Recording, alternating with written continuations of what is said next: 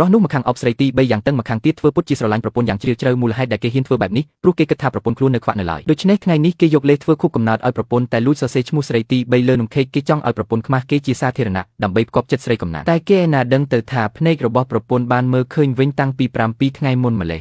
ដំបូងឡើយនាងសប្បាយចិត្តណាស់ចង់ប្រាប់ប្តីភ្លាមថាភ្នែកនាងជាសះស្បើយហើយតែនឹកស្មានមិនដល់គ្រាន់តែមើលឃើញភ្លាមនាងបែរជាឃើញទិដ្ឋភាពដែលនាងមិនអាចបំភ្លេចបានមួយជីវិតពិភពលោករបស់នាងហាក់ដូចជាដួលរំភ្លាមនាងបានត្រឹមរត់ចេញទៅក្រៅយំយ៉ាងឈឺចាប់នាងក៏បានសម្រេចចិត្តយ៉ាងដាច់អហង្ការថានឹងផ្ដាច់ទំនាក់ទំនងជាមួយប្តីម្នាក់នេះជារៀងរហូតក្នុងរយៈពេល7ថ្ងៃមុនពេលចាក់ចេញនាងនៅតែធ្វើពុតជាខ្វាក់នាងត្រូវបង្ខំចិត្តមើលប្តីដែលធ្លាប់និយាយថាស្រឡាញ់នាងស្មើជីវិតកំពុងត្រេកត្រអាលជាមួយស្រីផ្សេងដូច្នេះនាងក៏ស្ពឹកក្នុងចិត្តថាត្រូវតែធ្វើឲ្យបុរសម្នាក់នេះឈឺចាប់រហូតដល់សុំស្លាប់ចំពោះអ្វីដែលគេកំពុងធ្វើនៅពេលនេះចំណែកឯស្រីកំណានដោយអាងថានាងមើលមិនឃើញក៏ចេះតែញុះញែកប្តីនាងដើម្បីស្វែងរកភាពរំភើបប្តីម្ខាងធ្វើពុតជាស្រឡាញ់នាងម្ខាងទៀតបញ្ជានាងដូចជាអ្នកបម្រើពេលនោះនាងក្តាប់កាំបិតក្នុងដៃយ៉ាងតឹងចង់តែចាក់សម្លាប់ប្រុសស្រីមួយគូនេះភ្លាមតែពេលស្ងប់ចិត្តនាងប្រាប់ខ្លួនឯងថាបើបដូរជីវិតនាងជាមួយមនុស្សថោកទាបពីរនាក់នេះវាពិតជាមិនស័ក្តិសមឡើយនាងខំទប់កំហឹងក្នុងចិត្តស្ដាប់ប្តីនិយាយពាក្យកុហកបោកប្រាស់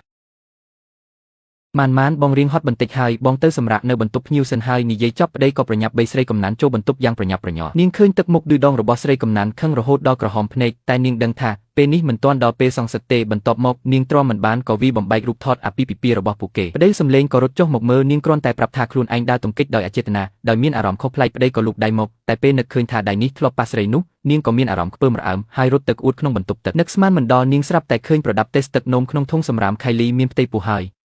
តែគេធ្លាប់និយាយថាដាច់ខាតមិនយកកូនទេពេលនោះប្តីក៏ដើរមកដល់ឃើញនាងកាន់ប្រដាប់តេស្តទឹកនោមគេភ័យស្លន់ស្លោភ្លាមតែឆាប់រងាប់អារម្មណ៍ដោយគិតថាប្រពន្ធមើលមិនឃើញទេ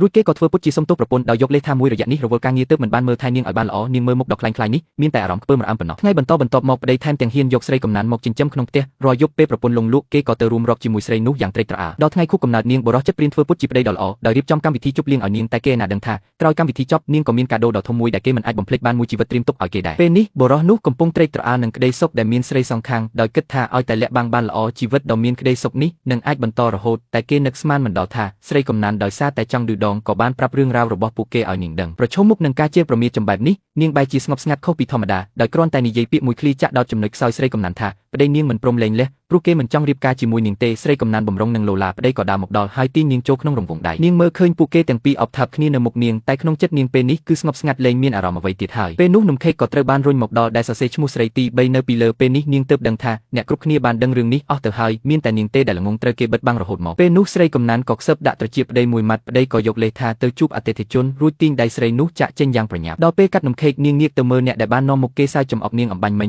ដោយខ្សែភ្នែកដ៏មានអត្ថន័យពេលនេះនាងទន្ទឹងរង់ចាំមើលទឹកមុខពួកគេនៅពេលដឹងថានាងបានមើលឃើញវិញតាំងពីយូរណាស់មកហើយ